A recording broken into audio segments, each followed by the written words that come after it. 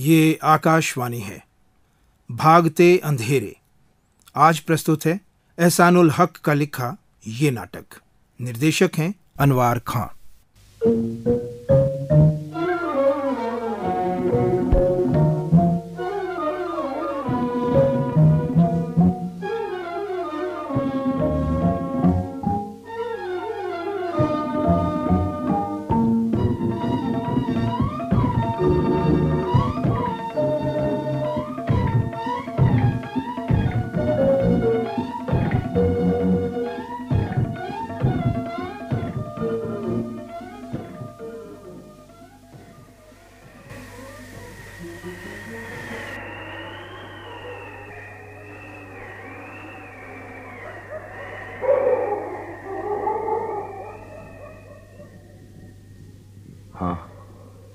यही वो जगह थी। 25 साल पहले यहीं पर मैंने अपने किशन भैया को छोड़ा था। यही कुआं था, यही दरख्त, यही पतली सी सड़क थी। सिसकते हुए खून आलूद किशन को अपने कंधों पर लाद कर 20 मील तक भागा था। राजू, मुझे थोड़ी देर के लिए यहां लेट जाने दो। उनकी आवाज डूब रही थी जब उन्होंने ये कहा था। इसी मिट्टी में आज भी उसकी खुशबू बसी हुई है। इसी सड़क पर आज भी मेरे किशन के पवित्र खून के धब्बे हैं। किशन, किशन, किशन। राजू आ गया। किशन, मैं आ गया हूं किशन। तेरा भाई आ गया है। क्या बात है बाबू? बाबा, यहां एक पत्थर था, मील का निशान था, जिस पर लिखा था कि शहर 20 मील दूर है। बहुत पुरानी बात है। हाँ, 25 साल पुरानी बात है। कहाँ गया वो पत्थर? अब ये अंत है, ये अंत है बाबू। इसके आगे कुछ नहीं है। शमशान है, जहां चिताएं जलाई जाती हैं। बाबा, तुमने वो पत्थर कब निकाला था? यही जगह थी वो। मैंने अपने भाई की लाश के सिरहाने खड़े होकर अपने भाई के खून का बदला लेने की कसम खाई थी। मैंने अंग्रेजी सरकार से बदला ले लिया था, फिर हालात ने मुझे यहां नहीं आने दिया। बाबा, तुम कितने दिन से यहां हो? हजारों चिताएं जलाई हैं। सन 42 में तुम कहां थे? उस समय मनुष्य दुश्मन की गोली से मरते थे। और अब कैसे मरते हैं? और अब दोस्तों की मेहरबानी से मरते हैं। बाबा, मेरी सुनो, मेरी बात का जवाब दो। मैं पूछता हूं, तुमने यहां कोई लाश देखी थी? लाशें सब एक जैसी होती हैं। मैं पूछता हूं कि तुमने आज से 25 साल पहले उस पत्थर पर रखी हुई कोई लाश देखी थी जिसके सीने पर एक बड़ा सा घाव था? दुआएं मुफ्त देता हूं, सवालों के जवाब की कीमत लेता हूं। भिख मांगे? ये लो, ये रहे रुपए, लेकिन भगवान के लिए मेरे सवाल का जवाब दे। नहीं देखी थी। उस समय मैं भी दुश्मन से लड़ रहा था, लेकिन बाद में दोस्तों से डरकर भाग लिया। दोस्त का गला कैसे दबाया जा सकता है? और अब शमशान पर भीख मांगता हूं। मौत सामने हो तो दान झोली भर कर मिलता है, लेकिन इतने बहुत से वर्ष तुम कहां रहे? मैं कहां था? हाँ, मैं कहां था? मुझे सोचने दो, सिलसिले मिलाने दो। हाँ, यही अपने मरे हुए भाई को छोड़कर उठा था। मेरे चेहरे के दाग और बारूद से झुलसे हुए ये हाथ मेरी कुर्बानियों की गवाही देते हैं।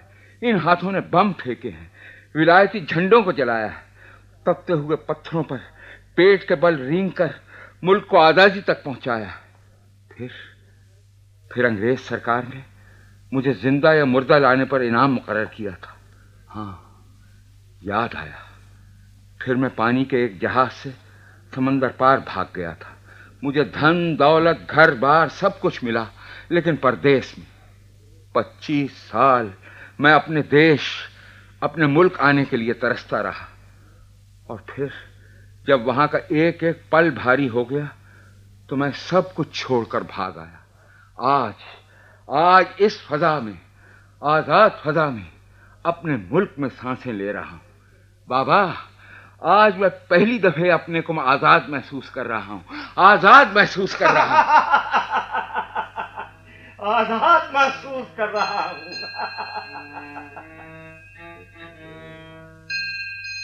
मेरा आजाद सिपाही आ रहा है। अरे, ये तो लच्छू मालूम होता है। कितना बुढ़ा हो गया है। लच्छू? मैंने आपको पहचाना नहीं। तुम्हारा नाम लच्छू है ना? तो पहले गले मिल लो, फिर बताऊंगा कि मैं कौन हूं। अरे छोड़िए साहब, ये क्या बदतमीजी है। अरे राजू ने पहले कभी तुझे छोड़ा था जो आज छोड़ देगा? अरे राजू, राजू तू है? तू कहां से आ गया? शमशान पर तो मुर्दे जलाए जाते हैं, यहाँ मरे हुए लोग जिंदा कब से होने लगे? यहाँ मरे हुए लोगों की रूहें मंडलाती। आज मुझे अपने किशन ने पुकारा था लच्छू। आज वो बिल्कुल मेरी नजरों के सामने है। उसके चेहरे पर कर्ब है, आंखों में मौत नाच रही है, लेकिन उसका सीना बगावत के तमगों से जगमगा रहा है। अच्छे लोग जल्दी मर जाते हैं लच्छू। अरे माफ करना, ये पूछना तो भूल ही गया, तुम्हारा कौन गुजर गया लच्छू? मोहल्ले का आदमी था। अच्छा आदमी होगा? एक आदमी सबके लिए अच्छा नहीं हो सकता। सबके लिए अच्छा होने के लिए महात्माओं की जरूरत होती। ये आदमी मेरे कारोबार का शरीक था। लच्छू, कुछ अपने बारे में बताओ। कैसे हो, क्या कारोबार करते हो? कमी का व्यापार करता हूँ। बाजार में जो चीज कम होती है उसी का धंधा करता हूँ। आजकल जरूरतमंदों को अनाज पहुंचाने की जिम्मेदारी ले रखी है। ये तो बड़े सवाब का काम है। अरे सवाब के कामों का तो मैंने खाता खोल रखा। मंदिरों और मस्जिदों को एक साथ चंदे देता हूँ। अनाथ आश्रम मेरे नाम पर चलते हैं। क्या समझते हो लच्छू सेठ को? बाबा, ये शमशान देखा है? ये आखिरी मंजिल है। भड़कती हुई आग देखते हो? धन दौलत दुनिया वाले ले लेते हैं और तन और मन को ये आग भस्म कर देती है। मनुष्य खाली हाथ आता है और खाली हाथ जाता है। देख लो, तुम खुद जाकर देख लो।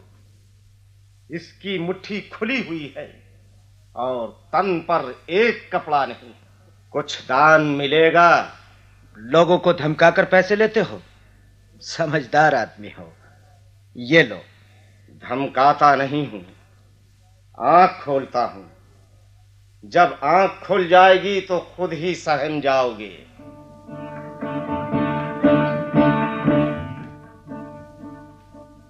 रजनी, रजनी, देखो तुम्हारे यहाँ कोई मेहमान आया है।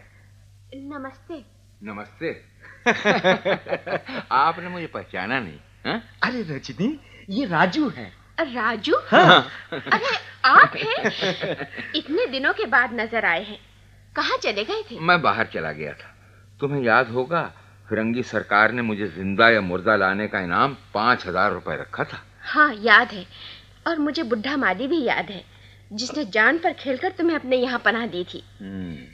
आजकल का मामला होता तो लोग तुमको बेच खाते। नहीं भाई, मैं तुम्हारी इस बात को नहीं मान सकता। अच्छा है ना मानो, लेकिन खतरा मोल लेकर जिंदा रहने वाले मुझे बहुत अच्छे लगते हैं। तो क्या खतरे हम नहीं मोल लेते हैं? आपकी तो सारी जिंदगी इसी की नजर हो गई। लच्छू, तुम्हें वो गोरा याद है? ताल कटोरा गार्डन में जिसे देखकर हम लोगों ने जमीन पर थूका था और फिर वो लड़ने के लिए हमारी तरफ लपका था। और फिर क्या क्या अंग्रेजी और फारसी की गालियों की बहसबाजी चली थी। भाई क्या दिन थे। गालियां तो मैं अब भी जी भर कर देता हूँ, लेकिन वो मजा नहीं आता। अब तो गाली देकर ऐसा महसूस होता है जैसे गाली खुद अपने को दी जा रही हो। गाली तो कमजोर लोग दिया करते हैं। पास लोग दिल ही दिल में गाली देते हैं। हम खुले डंके की चोट पर गाली देते हैं। मगर किसको देते हो? जो हमारा काम नहीं करता। काम कराने के लिए गाली की जरूरत नहीं होती, प्यार की जरूरत होती है। हाँ, इसीलिए मैंने इस साल 5 लाख रुपया बनाया है। या हो सकता है लोग मेरी गालियों को प्यार समझते हो। 5 लाख रुपया तुमने कैसे बनाया? कहा नहीं कि जरूरतमंदों को अनाज देने की जिम्मेदारी ले ली है। ये तो सरकार का काम है। तो हम कौन गैर हैं? और फिर ये कि खेत में अनाज उगता है, दुकानों में अनाज बंटता है, दोनों के दरमियान का सफर काफी लंबा होता है। बीच में टिकने का सहारा तो होना चाहिए। इसके लिए हमने गोदाम बनवा दी है। अनाज कुछ दिन उनमें पड़ा रहता है। तुम्हारा मतलब मैं समझा नहीं। क्या करोगे समझकर? अरे रजनी, राजू के लिए कुछ लाओ ना, मालूम नहीं कब से सफर पर निकला हुआ है। नहीं रजनी, मुझे किसी चीज की जरूरत नहीं है। सब त्याग दिया? बड़े ऊंचे आदर्श मालूम होते हैं। क्या तुम्हारे नहीं है? नहीं, अब नहीं है। एक जमाने में थे, फिर जब शौहर और आदर्श के दरमियान मुकाबला हुआ तो आदर्श हार गए। बड़े छोटे से आदर्श होंगे। क्या लच्छू का कोई आदर्श नहीं रहा? ये झूठ कहती है। मेरे आदर्श हैं, लेकिन मैंने उनको कुछ सालों के लिए मुलतवी कर दिया है। आजकल मैं अपनी खिदमत कर रहा हूं। फिलहाल मैंने तिजोरी को अपनी जिंदगी का वाहिद मकसद बना रखा है। कहीं इसका मतलब ये तो नहीं है कि तुम खेतों से अनाज उठाकर अपने गोदामों में उस वक्त तक सड़ाते हो जब तक जनता के खाली पेट ढोल की तरह बजने नहीं लगे? हाँ, इसका यही मतलब है। और हुकूमत तुम्हारा हाथ नहीं पकड़ती? वो कुछ करती नहीं? हुकूमत जो कर सकती थी उसने किया। उसने कानून बनाए, पहरे लगाए, अपीलें की। कि तुमने क्या किया? हमने बच बच कर चलना सीखा। पिछले 25 साल में तुम इतने गिर गए हो, इतने नीच हो गए हो। तुमने अपने उसूल, अपनी कदरें, सब कुछ गोदाम में बंद कर दिया।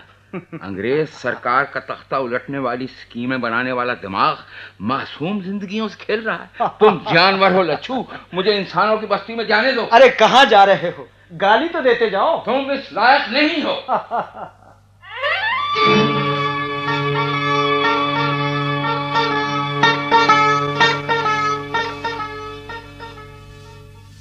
लच्छू अजीब आदमी है, भटक गया है। मुझे पूरा यकीन है कि एक दिन वो वापस आ जाएगा। उसे जरूर याद आएंगे वो दिन जब हम लोग मिलकर पैसा तो क्या, जान की बाजी लगा दिया करते थे। 200 बरस की गुलामी से निजात पाने के लिए बहुत बड़ा दाव लगाना पड़ता है। और रजनी कितनी कमजोर है। शौहर की खातिर आदर्श भूल गए। हम तो आदर्श की खातिर माँ बाप को कौम की भेंट चढ़ाकर सोचते थे कि अब और क्या रह गया है निछावर करने के लिए। किशन को देखो, अपनी जिंदगी भेंट कर दी। राधा के गले तक मंगलसूत्र अभी पहुंचने न पाया था कि वो रुखसत हो गया। लेकिन जाने क्यों मेरा दिल कहता है कि लच्छू ठीक हो जाएगा, बिल्कुल ठीक हो जाएगा। इंसान ही में कमजोरियां होती हैं। राधा, राधा मालूम नहीं किस हाल में होगी बेचारी। Taxi, taxi.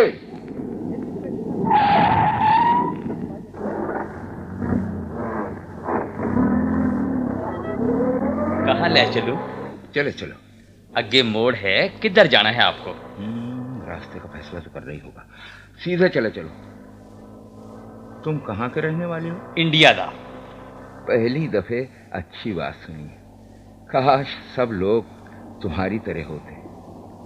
एक बात बताओ जी, तुमने ये जवाब सोच समझ कर दिया है या बस यूं ही मुंह से निकल गया है? हुण देखो बाबूजी, ए आदमी जो सामने आ रहा है ना, एदी जान फालतू है। मैनू ये फैसला करना है कि गड्डी इसके आगे से निकालूं या पीछे से, और या फिर इसके ऊपर से। गड्डी चलाने वाले को वक्त के वक्त फैसले करने होते हैं बाबूजी। तुम्हारा मतलब है कि तुमने जो कहा कि इंडिया के रहने वाले हो, इसका कोई खास मतलब नहीं है? ये गल नहीं बाबूजी, मैं अपने को हमेशा इंडिया का कहता हूँ। पैदा एक सूबे में होया, पढ़ा लिखा दूसरे सूबे में, बाप का तबादला हो गया तो जवानी के दिन उनके साथ तीसरे सूबे में गुजारे, फिर शादी की तो ससुराल वाले सूबे में बस गया। कितनी अच्छी बात है, बहुत अच्छी बात। बात तो अच्छी है, लेकिन बाबूजी अगर आप ये बता दें कि जाना कहाँ है तो इससे भी अच्छी बात होएगी। कुछ पता नहीं, एक लड़की थी राधा, खुदा मालूम कहाँ रहती है। अजी ये शहर च जाने किन्नियां राधाएं पईयां हुई हैं। ड्राइवर, मैं शहर में अजनबी हूँ। आज से 25 साल पहले मैं एक राधा को जानता था।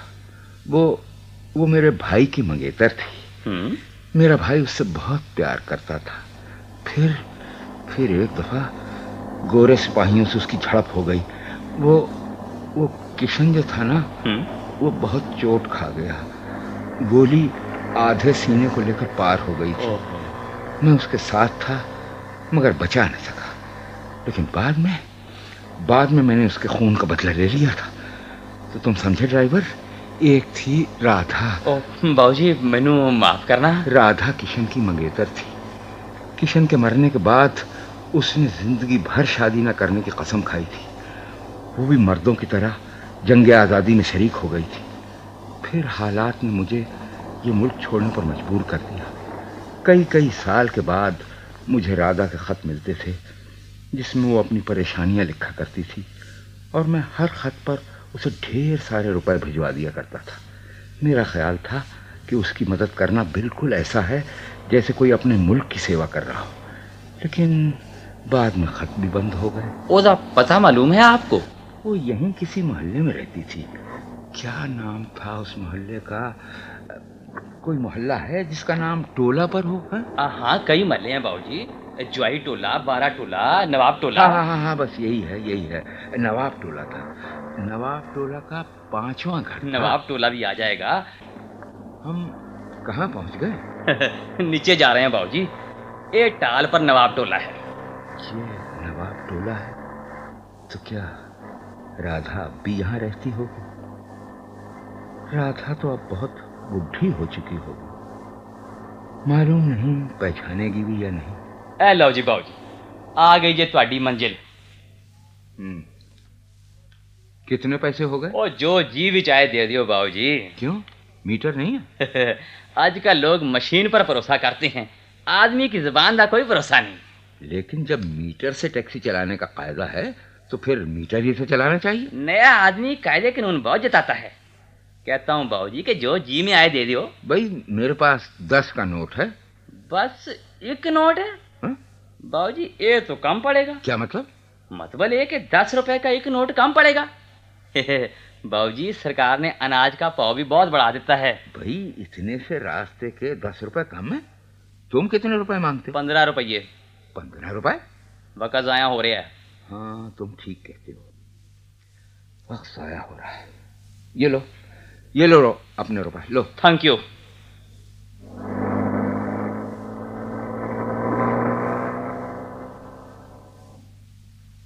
सरकार ने अनाज का भाव बहुत बढ़ा दिया, लेकिन इसका यह मतलब नहीं कि तुम बेईमानी पर उतरो। ये ड्राइवर भी बाल बच्चों वाला आदमी है, रुपयों की जरूरत रहती होगी। मेरा सफर तो सचमुच बहुत लंबा था, 15 रुपए जरूर लग गए होंगे। मैं भी कितना बेवकूफ हूं, बेवजह उस पर शुबा करने लगा। ये नवाब टोला है। 1 2 और ये है 3 4 और 5। यही होगा राधा का घर। रोशनियां जल रही हैं। क्या पता इस खिड़की के पीछे क्या हो। माफ करना बाबा, माफ करो। मैं फकीर नहीं हूं। सुनो तो, क्या राधा यहीं रहती हैं? आपको किससे मिलना है? मैं राधा से मिलने आया हूं। कौन राधा?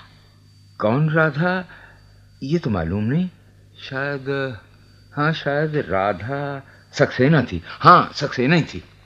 राधा सक्सेना तो अब नहीं रही। तो फिर मुझे माफ कीजिएगा, मैं गलत जगह पे आ गया। लेकिन सुनिए, आपको क्या काम है उनसे? काम तो कोई नहीं, एक मुद्दत से देखा नहीं था, सोचा कि आज मौका है तो मिलता चलूं। लेकिन मैं तो आपको पहचानी नहीं। हैं? तो आप हैं राधा सक्सेना? थी कभी, अब राधा कपूर हूं। मुझे ताज्जुब नहीं है कि तुमने मुझे नहीं पहचाना, मैंने भी तुमको नहीं पहचाना। हम दोनों ने आज से कोई 25 साल पहले सिर्फ एक दूसरे को देखा है। लेकिन आप हैं कौन? मैं राजू हूं, किशन का भाई। राजू भैया, आप हैं? हम तो समझे थे कि मैं मर चुका हूं। लेकिन लेकिन आप थे कहाँ? मुझे यहीं खड़ा रखोगी या अंदर आने की इजाजत है? हाँ देखिए, मैं भूल ही गई। अंदर आइए। लेकिन माफ कीजिएगा, मैं यहाँ आपको ज्यादा देर नहीं बैठा सकूंगी। ऐसी कोई बात हो तो मैं अंदर ना आऊं? नहीं, आप अंदर जरूर आइए। अभी मेरे शौहर। तुम्हारे शौहर? हाँ, मेरा शौहर भी है और बच्चे भी हैं। लेकिन आपने तो शायद शादी न करने की कसम खाई थी और शायद मुल्क और देश के कामों में जिंदगी तज देने का वादा किया था। बहुत पुरानी बात है। हालात हमेशा एक जैसी नहीं रहती। पिछले 25 सालों में मुझ पर क्या कुछ बीती, इसका अंदाजा आप नहीं लगा सकेंगे। पूरी एक कहानी है। लेकिन ये सब हुआ कैसे? मैं आपको फिर कभी बताऊंगी। आप यहाँ से चले जाइए, मेरे शौहर आते होंगे। लेकिन मैं आपके शौहर से मिलना चाहूंगा। आप नहीं समझते। आप यहाँ से भगवान के लिए चले जाइए। हाँ, मैं चला जाऊंगा, जरूर चला जाऊंगा। मैं नहीं चाहता कि तुम्हारे शौहर को तुम्हारे ऊपर शुबा हो। हाँ, आप बहुत शरीफ आदमी मालूम होते हैं। शराफत की इंतहा ये है कि आप इसके गरीब शौहर को ये मालूम नहीं होने देना चाहते कि इसकी बीवी अय्याश और आवारा औरत है, जो चोरी छुपे अपने पुराने यारों से मिलती रहती। मेरी आंखों में आंखें डालकर देखो, मैं किसी से यारी कर सकता हूँ? मैंने ऐसे चेहरे वाकई कम देखे हैं जहां असली जज्बात की झलक भी ना पहुंच सके।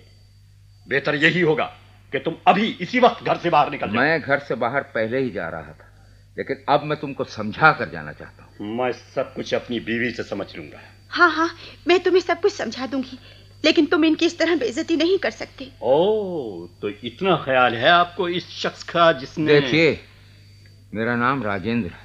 तुम्हारा काम देखने के बाद तुम्हारा नाम जानने की जरूरत नहीं है।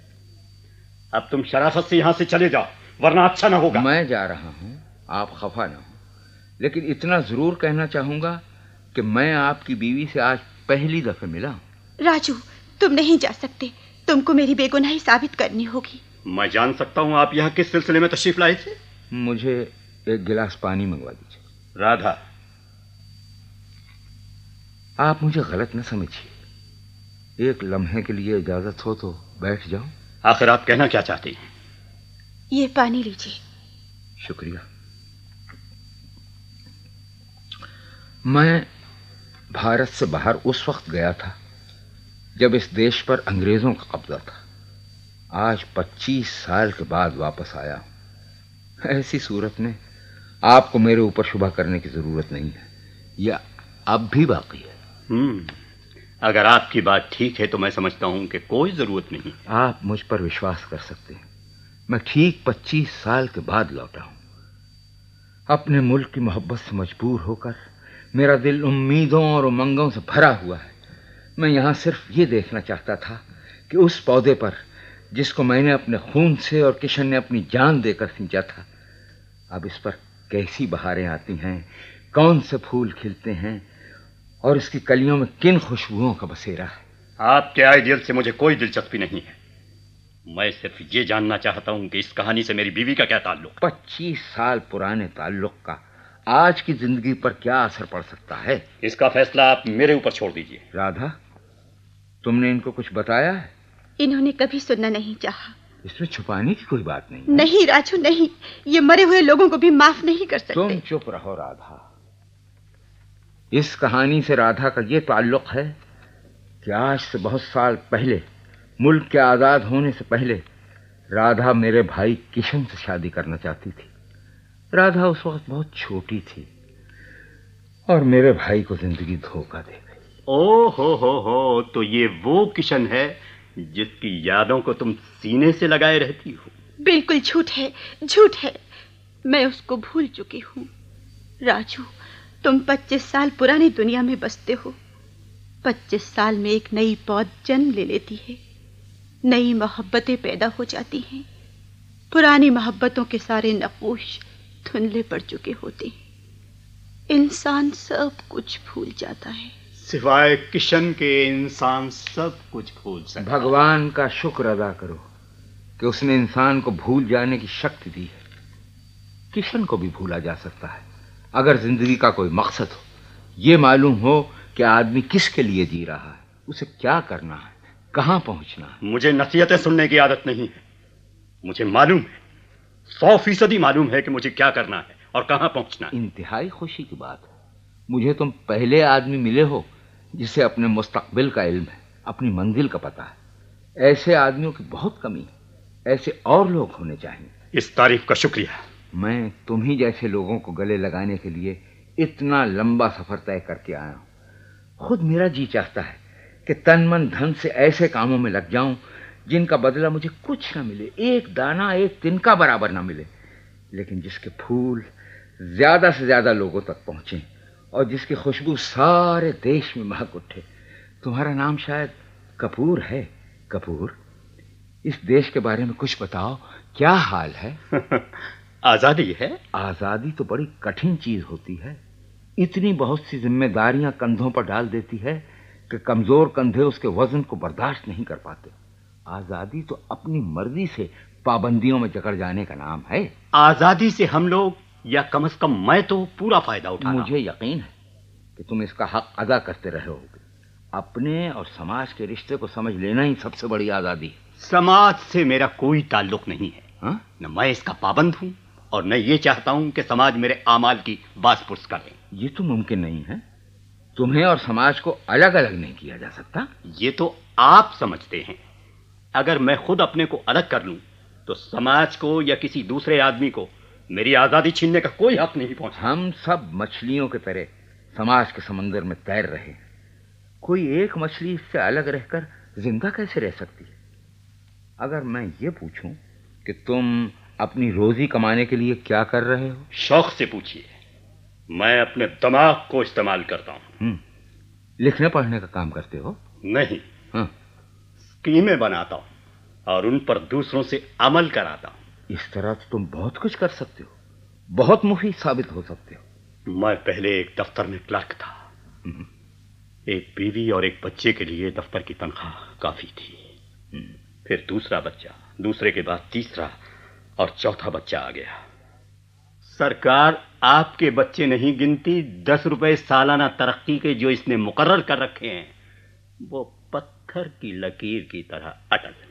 लेकिन बच्चे पैदा करना तुम्हारी अपनी समझ पर मुनहसर है। अगर तुम समझते हो कि इसमें तुम्हारा भला है तो तुम बच्चे पैदा किए जाओ। इसमें सरकार क्या कर सकती? तो मैं सरकार को कहां दोष दे रहा हूं। मैं तो सिर्फ ये कहता हूं कि दफ्तर की तनख्वाह में मेरा एक बच्चा नहीं पल सकता था। 7 बच्चों को सलीके से पालने के लिए मुझे कमाई के जरिए सरकारी नौकरी से अलग जरिए तलाश करना पड़ा। ये तो सेहतमंद बात है। अपनी जिम्मेदारियों का एहसास होना चाहिए। मुझे अपनी जिम्मेदारियों का पूरा पूरा एहसास था। मैंने नौकरी छोड़कर कारोबार शुरू कर दिया और अब आपकी दुआ से अपना घर है, मोटर कार है, सलाम करने वाले हैं। भगवान तुम्हें और देगा। तुम्हारे बच्चे सुखी रहेंगे। लेकिन तुम क्या काम करते हो? मैं अब खाली बोतलें भरता हूं। कोई दवा भेजते हो? हाँ, एक ऐसी दवा जो खुशी में साथ देती है, गम में भी साथ देती है, बेकारी में साथ देती है। आप पीना चाहेंगे? शुक्रिया, मेरी सेहत बिल्कुल ठीक है। अरे ठीक सेहत के लिए तो मेरी दवा आइडियल है। कौन सी लाऊं, देसी या विलायती? तो तुम शराब बनाते हो?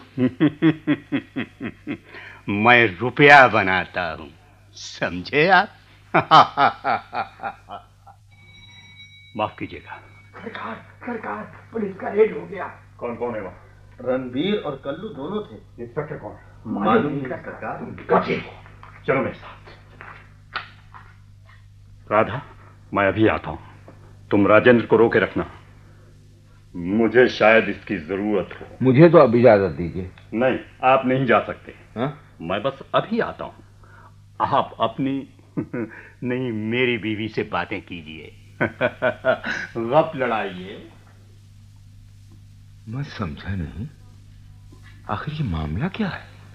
आप अभी तक जिंदगी का सिर्फ एक रुख देखने के आदी हैं। जिंदगी इतनी साफ सुथरी नहीं जितनी आप समझते हैं। लेकिन ये कपूर कहाँ गया है? शतरंज खेलने गया है। शतरंज खेलने गया? किससे? पुलिस से। दोनों अपनी अपनी चालें चल रहे होंगे। तुम्हारे लिए ये बातें नॉर्मल मालूम होती हैं। मैंने आपसे कहा था कि 25 साल बहुत होते हैं, जिंदगियां बदल जाती हैं। बड़े काम करने वालों के लिए 25 साल एक पल के बराबर होते हैं। वैसे इस मुद्दत में मुजरिम आदि मुजरिम बन जाते हैं। इतने अरसे में तो बुराइयां कैरेक्टर का एक हिस्सा बन जाती हैं। इसीलिए मैं चाहती थी कि तुम राधा को ना पहचान सको। मुझे मालूम था कि तुम्हें मेरी हालत जानकर दुख होगा। लेकिन ये सब हुआ कैसे? तुम्हारे चले जाने के बाद मैं अपने कामों में लगी रही। फिर वो वक्त आ पहुंचा जिसके लिए हम लोग जानों की बाजी लगाए हुए थे। अंग्रेज चला गया, राज हमारे हाथ आ गया।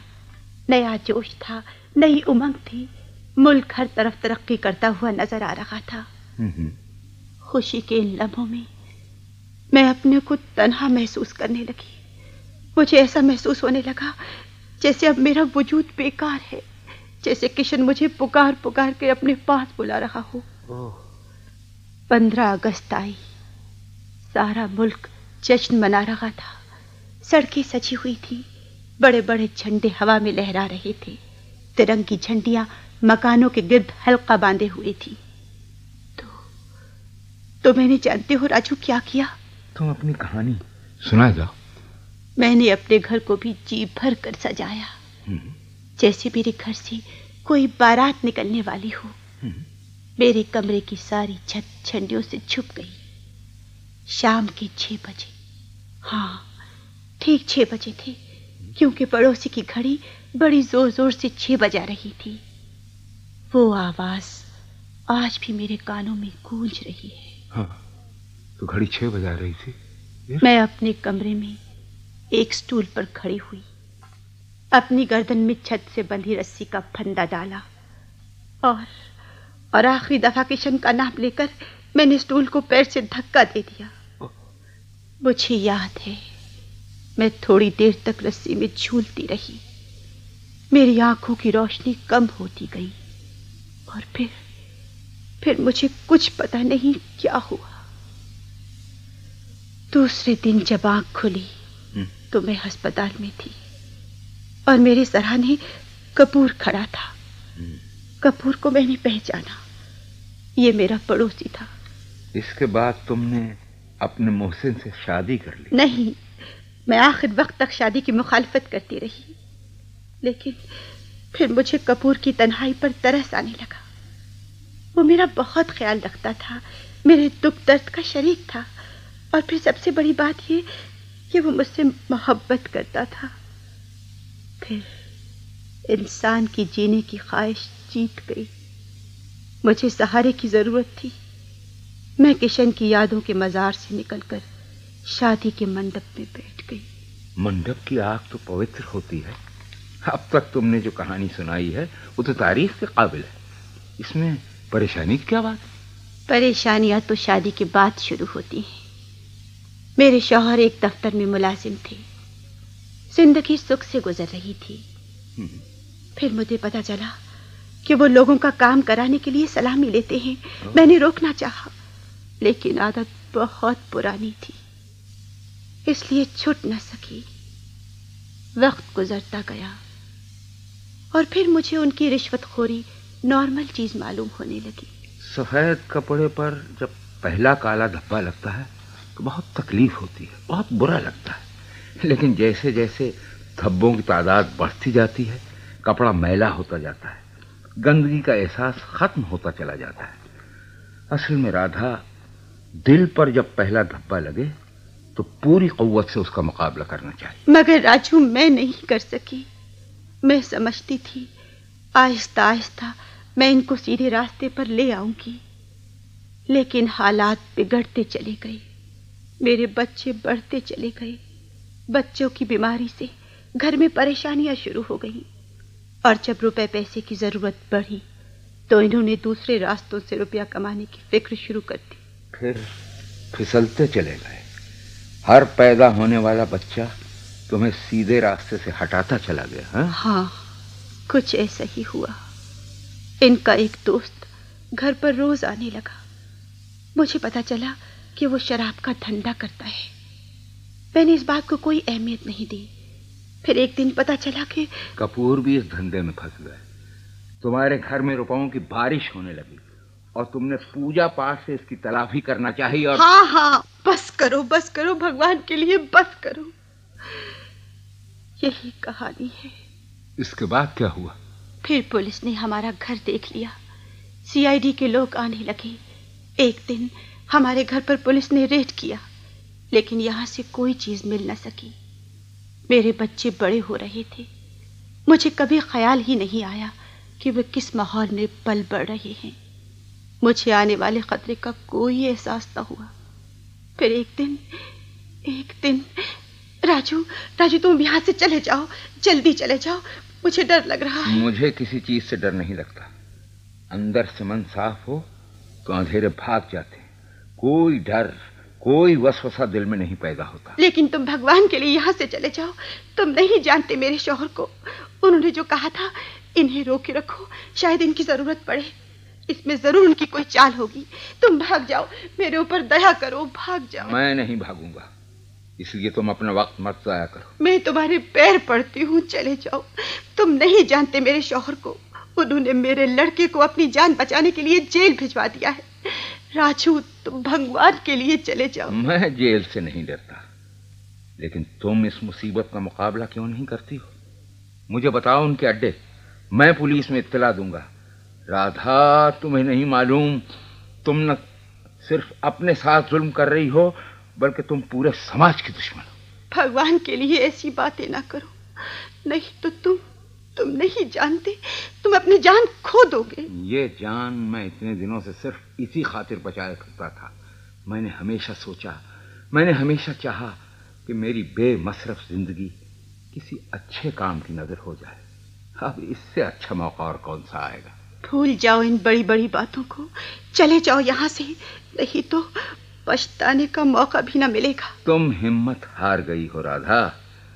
इन बातों में कुछ नहीं रखा है। जान की कोई हैसियत नहीं है। जितना पीछे हटोगी उतना पीछे हटाई जाओगे। आओ मेरे साथ, आगे बढ़ो। राधा, तुमने कभी अपने बच्चों के बारे में सोचा है? वो क्या बनेंगे बड़े होकर? तुम्हारी वो इनकलाबी रूह कहाँ मर गई है? इस गंदे माहौल में सड़ी हुई नाली में पलने बढ़ने वाले बच्चे कौम को कहाँ ले जाएंगे? एक बात बताओगी राधा? हाँ। तुम्हारे बच्चों को मालूम है कि उनके बाप का पेशा क्या है? उन्हें सब कुछ मालूम है। कहा नहीं कि मेरा बड़ा लड़का इस वक्त जेल में है। ओ राधा, तुझे मालूम है कि तूने आने वाली नस्ल को 6 बच्चे नहीं दिए हैं, 6 चोर दिए हैं। राजू। हाँ, तूने 6 चोर बच्चे पैदा किए हैं, इसलिए कि तूने इन मासूम बच्चों को खेलने के लिए गटर दिए हैं।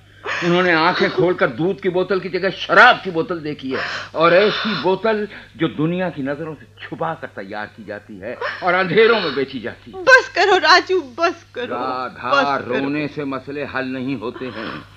तुम्हारे आंसू जराइम पर पर्दा डाल देंगे, उनको बढ़ाएंगे। सिर्फ तुम्हारा हौसला इनकी रोकथाम कर सकता है। राधा, आज तुझे फैसला करना होगा कि चोरी की बुनियादों पर बनाया हुआ अपना घर प्यारा है या तुझे इस मुल्क से, इसके भविष्य से प्यार है। अगर मुझे अपनी बात का जवाब मिल जाए तो मैं यहाँ से जा सकता हूँ। राजू, इतने बड़े सवाल का जवाब देने के लिए इतना कम समय मत दो। मुझे सोचने दो राजू, मुझे तुम्हारी आंखें कमजोर हो गई हैं। तुम्हें सिर्फ कुछ गज आगे की चीजें दिखाई देती हैं। आंखें खोलो तो तुम्हें जिंदगी की हकीकत मालूम होगी। मेरी आंखें खुली हुई हैं। हौसला जवाब दे चुका है। जिंदगी की इस मंजिल पर पहुंचकर हर आदमी तुम्हारी ऐसी शक्ति कहां से ला सकता है? मैं तुम्हारी बात का जवाब दूंगी, जरूर दूंगी, लेकिन अभी नहीं राजू, अभी नहीं। तो फिर मुझे इजाजत दो, अभी मुझे बहुत कुछ देखना। अरे रे, आप कहां जा रहे हैं? राधा, तुमने अच्छा किया जो इनको रोके रखा। मुझे इनकी जरूरत थी।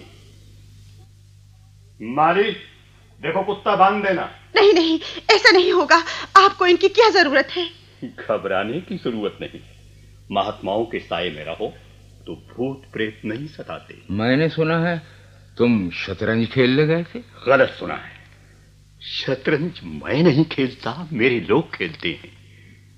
जब कभी बाजी फंस जाती है तो मैं बुला लिया जाता हूं। गुरुजी, इसमें एक फायदा होता है, बाजी अगर उल्टी पड़ जाए तो आप नहीं हारते, कोई और हार जाता है। तुम रास्ते से हट गए।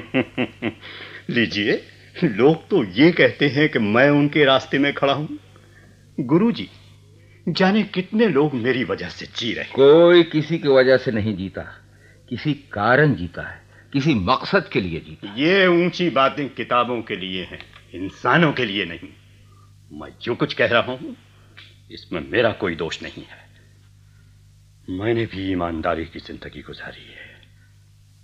मेरे बच्चे भी मामूली मामूली चीजों को तरसे हैं, उन्होंने भी वाक़े किए। बच्चों को भूखा रखने में किसका दोष है? समाज का। और इतने बच्चे पैदा करने में किसका दोष था जो तुम्हारी चादर में ना समा सके? बच्चे आ गए तो चादर भी बड़ी हो गई। दूसरों की चादर छीनकर अपने बच्चों को छुपाना कहाँ का इंसाफ है? मैंने इंसाफ का ठेका नहीं लिया। तुमने सिर्फ शराब सप्लाई करने का ठेका लिया। राजेंद्र, तुम्हारे मुंह से अब अगर एक लफ्ज भी निकला तो जुबान खींच दूंगा। तुम हार गए कपूर, मैं चलता। माली, माली, कुत्ता बांधना नहीं। माली, छोड़िए, छोड़िए, मुझे छोड़िए। तुम इतनी दलील हो कमीनी, तुमने माली से ये क्यों कहा?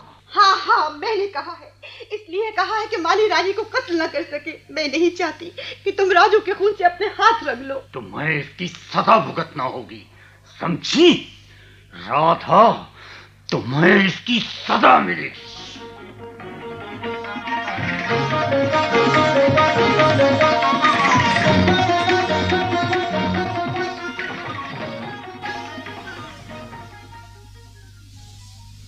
कितनी खूबसूरत रात है।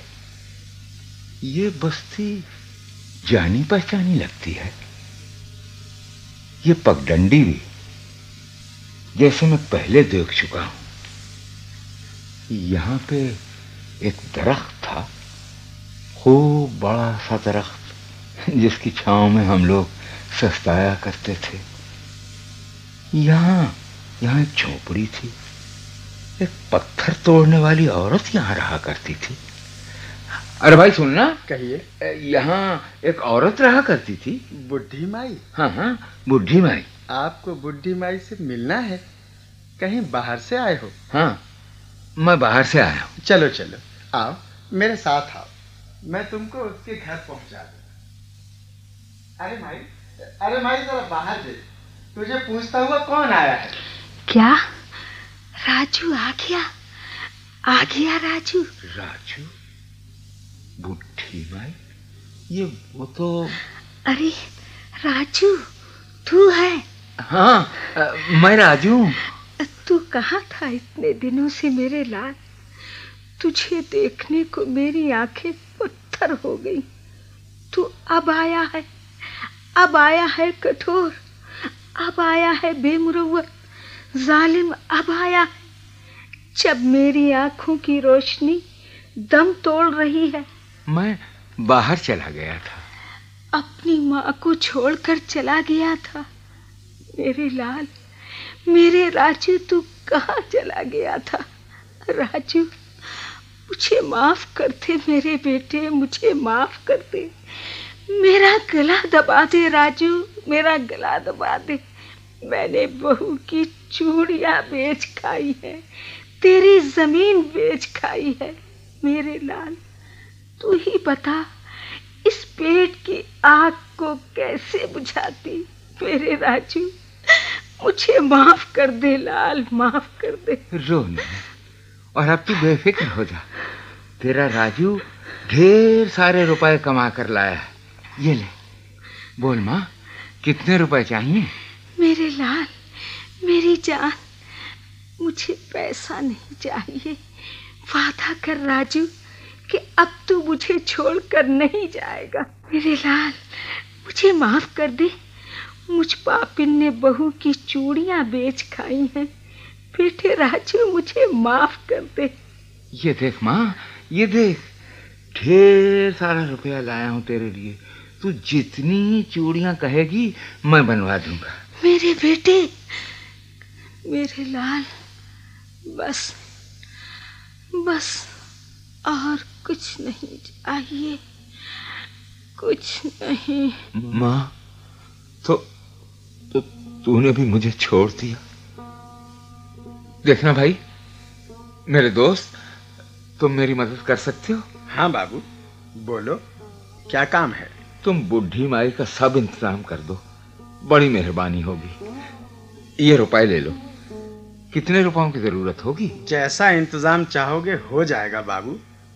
इंतजाम अच्छा ही होना चाहिए। माँ दूसरी नहीं मिला करती बाबू। माँ दूसरी नहीं मिला करती? 300 रुपए काफी होंगे? बहुत हैं, बहुत काफी होंगे बाबू। तुम्हारी बड़ी मेहरबानी होगी। तुम्हारा एहसान जिंदगी भर नहीं भूलूंगा। अब तुम जल्दी से जाओ, मैं अपनी माँ के सिरहाने बैठकर तुम्हारा इंतजार करूंगा। बस अभी आया बाबू।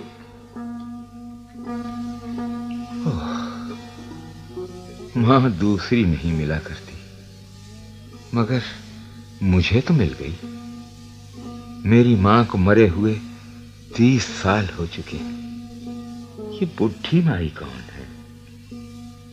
कौन है ये बुढ़ी माई? तो कौन है माँ?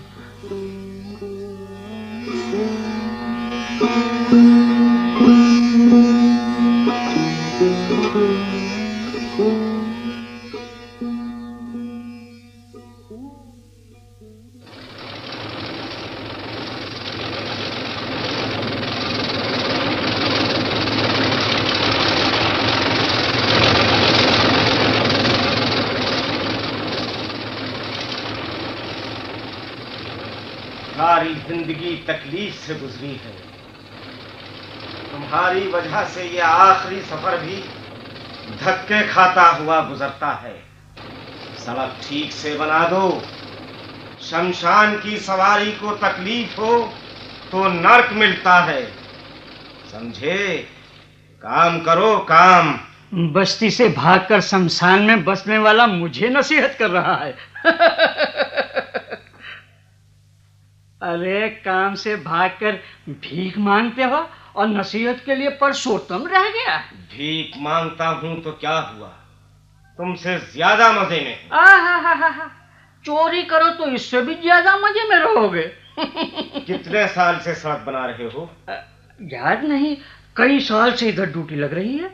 तुम्हारा आखिरी सफर आराम से कटेगा। वो कैसे? अरे तुम शमशान के पास जो काम करते हो। देखो, वो राजू आ रहा है। राजू? ये राजू कौन है? इस्लाह करने आ रहा है। अपनी इस्लाह कर चुका है? दूसरों की इस्लाह बहुत आसान होती है, लेकिन भीख मांगने का नंबर उसके बाद आता है। बाबा, काम करने वालों से बहस न करना, वरना हार जाओगे।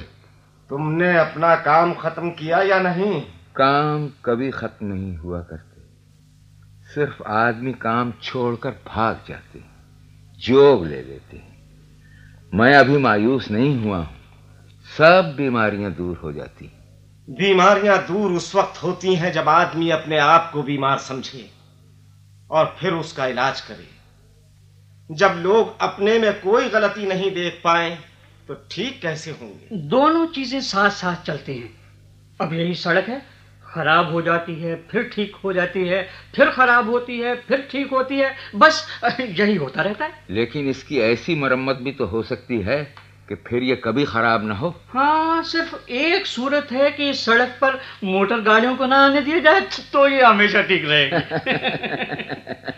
फैक्ट्रियां बंद कर दो तो मशीनें नहीं खराब होंगी। जैसे लोग तनख्वाह बढ़ाने के लिए काम बंद कर देते हैं। किन किन लोगों से मुलाकात हुई? ओह, मैं बहुत थक गया हूं। दिल पर बोझ पड़े तो आदमी जल्दी थक जाता है। दिल तो चट्टान की तरह है, लेकिन फिक्र यह है कि अगर लोग सिर्फ अपने को देखते रहे तो सब कुछ उजड़ जाएगा, दीमक लग जाएगी। तुम लोग ये क्यों नहीं समझते कि दरख्त की शाखों को अलग काट कर नहीं रखा जा सकता? अरे तुम पेड़ की बात करते हो, मेरी सड़क पर एक गड्ढा पड़ जाता है तो सारी की सारी गाड़ियों की चाल बदल जाती है। इस गड्ढे के पास गाड़ी धीमी करना होती है बाबू, और फिर पीछे की सारी गाड़ियों को अपनी चाल कम करना पड़ती है। पुरुषोत्तम, तुम बड़ी अच्छी बातें करते हो। तुमसे यहाँ के लोगों को सबक लेना चाहिए। आप मजाक उड़ा लीजिए बाबू, हम जाहिल लोग क्या सबक देंगे। लेकिन एक बात ऐसी जरूर है जो सबको डंडे की जोर से सिखाना चाहिए। वो क्या बात है पुरुषोत्तम? सबको चुप रहना सिखाना चाहिए। साहब बहादुर से लेकर हमारे जमादार तक कोई चुप नहीं रह पाता। सबके सब इतनी बातें करते हैं, इतनी बातें करते हैं कि फिर कुछ करने का समय ही बाकी नहीं रहता। इन सब का मुंह बंद कर दो, खुद ना करे तो मुंह पर हाथ रख दो। लेकिन अपना मुंह भी बंद रखना पड़ेगा। बिल्कुल, बल्कि पहले अपने मुंह को ताला लगाना होगा, फायदा तो जब ही होगा। एक बात पूछूं? हाँ पूछो। एक क्या 10 पूछो। तुम राशन कहाँ से लेते हो? मोहल्ले की दुकान से। तुम्हारे पास राशन कार्ड है? हाँ है, क्यों नहीं। इस महंगाई में राशन कार्ड के बगैर गुजर कैसे हो सकती है। तुम घर में कितने आदमी? मियाँ बीवी। और कार्ड कितने लोगों का है? कार्ड तो 4 आदमियों को बनवाया है ताकि तकलीफ ना। हंसने की बात नहीं है पुरुषोत्तम, बस यही पूछना था। लेकिन इसमें पूछने की क्या बात थी? मेरे दिल में जो दर्द है वो इसी बात का है। तुम मजदूर हो, ईमानदारी से कमाते खाते हो, दूसरों के बारे में न बुरा सोचते हो न बुरा चाहते हो। लेकिन पुरुषोत्तम, कभी तुमने ये भी सोचा है कि तुम बेईमानी करके खाते हो? ये चोरी है, ये कैरेक्टर की खराबी है, ये बरस बरस का घटियापन है। लेकिन बात क्या हुई बाबू? दुख तो इसी बात का है कि तुम पूरी मासूमियत से पूछ रहे हो बात क्या हुई बाबू। बात ये हुई है कि 1 पैसा चुराओ या 1000 रुपए, बात एक ही है। एक झूठ बोलो या 10, इतना सा जहर खाओ या इतना सा, दोनों सूरतों में तुम मर जाओगे। 2 आदमी जब 4 आदमियों का राशन कार्ड बनवाएं तो ये धोखा देना होता है अपने को, अपने मोहल्ले को, अपने शहर को, अपने सूबे और अपने मुल्क को। अगर हर आदमी तुम्हारी तरह करने लगे तो खलियान के खलियान लुट जाएं। इस शहर में 5 लाख घर हैं। हर घर में अगर 2 नाम गलत लिखे हैं तो शहर में 10 लाख झूठे राशन कार्ड होंगे। समझे तुम? 10 लाख बेईमानी के नासूर।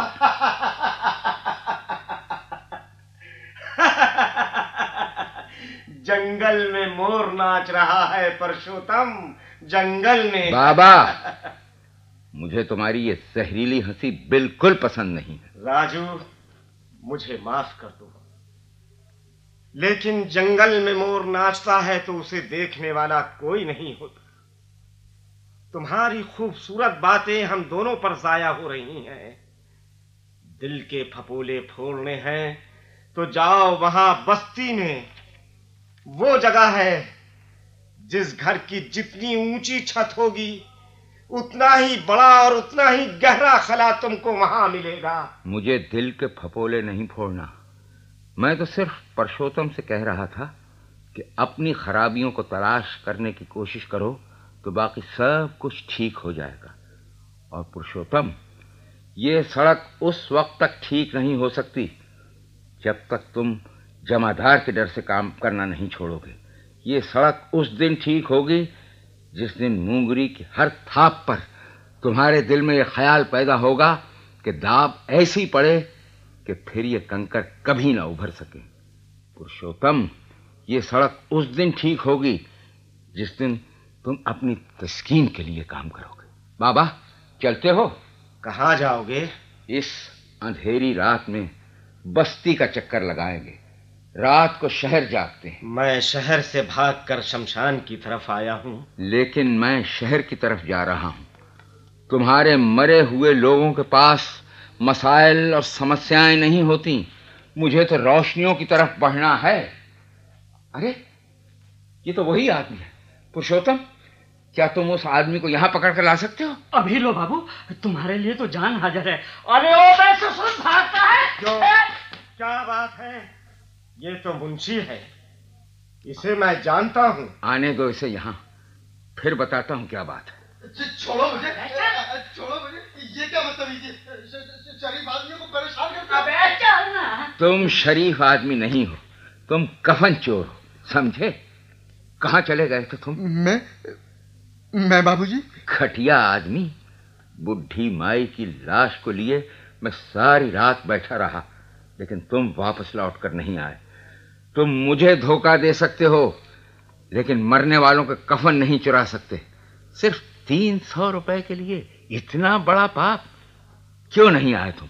क्यों नहीं आए तुम लौटकर? बाबूजी, मरने वालों की रक्षा करने वाले तो बहुत मिल जाते हैं। 300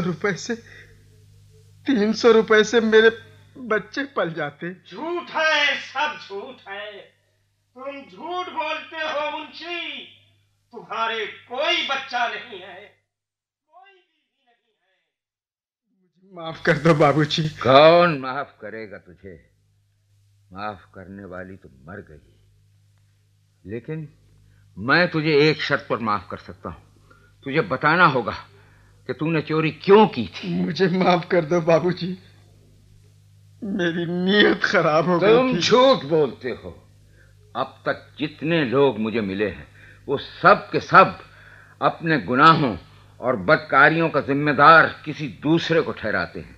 अपनी कमजोरियां नजर नहीं आती, लेकिन शिकायतों का मुंह फटा हुआ है। पुरुषोत्तम, दीमक इतना सा हकीर सा कीड़ा होता है, लेकिन जब बहुत सी दीमक मिल जाती हैं तो बड़े से बड़े दरख्त को गिरा देती हैं। मुंशी, तुमने चोरी इसलिए की कि उस वक्त तुम्हारी निगरानी करने वाला कोई नहीं था। समझे? उस वक्त तुम पर नजर रखने वाला कोई नहीं था।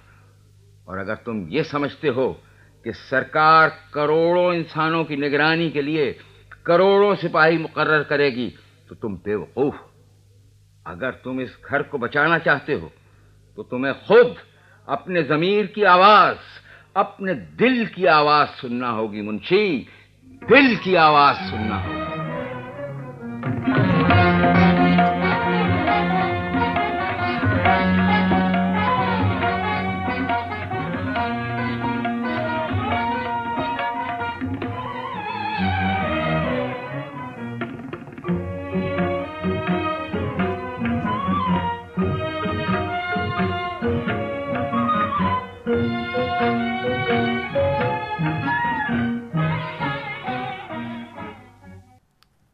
भागते अंधेरे।